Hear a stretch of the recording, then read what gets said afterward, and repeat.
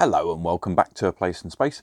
Today we're going to talk about graphic novels and more specifically how we, in this case how I like to read stuff. So we're going to focus on Batman Shadow of the Bat, one of my all-time favourite series. Now I literally just described this to Matt, filming very kindly here, as my comfort reading. As we all know, some superhero books can get very, very serious and you feel like you have to read every issue. This was not the case with this at all. When I was discovering these issues, it was just, you can kind of dip in and out. There were these lovely 3-issue mini arcs and they featured a plethora of villains that weren't necessarily as big as the stuff at the main titles at the time. You had like, basically DC obviously went to Alan Grant and said, give us a Batman book. And Alan said, can I do something a little bit different? And DC just went, yeah, all right. And that's exactly what this is. It's fabulous. So you won't find the sense of gravitas that you might have in some of the main books of its era, but they're just great, great fun. Now, I'm going to segue nicely into volume 4 here, because up until this point, volumes 1, 2 and 3, they were all cool, kind of missing in and out of Nightfall at the time. Volume 4 is where it gets kind of really cool for me. And I'm going to show a little bit of Tom Doomer reading history here for one reason alone. When I was very young, starting to get into comics, there was one issue I found in my local library and it featured a character whose name I couldn't remember for years. And I was just flicking through this. I was like, oh my God, it's him.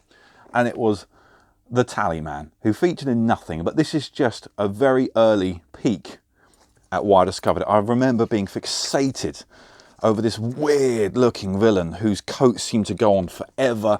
Think holy spawn Batman, but yeah, just coattails disappearing into the distance, maniacal guns, maniacal grin. And I was just like, who is this guy? And of course you had Azrael functioning as Batman at the time. And then flicking forward into this volume, you've got all kinds of stuff. You've got the Joker, and you've got one of my all-time favourite villains coming up in just a second who doesn't get anywhere near enough attention in Solomon Grundy. And that's Batman Shadow of the Bat number 4. So these are just really great gentle reading. I'd like to liken it, let's go in New 52 terms. When Scott Snyder and Greg Capullo were delivering their very serious Court of the Owls, Death of the Family run, you had Gleason and Tomasi somewhat left to their own devices in Batman and Robin. They churned out an epic in that, but it was very obvious they were just kind of scuttled away in the corner and said, can we just do some really dark, nasty, horrible stuff? And DC just went, yeah, just don't bother us, just go and do it, just keep going.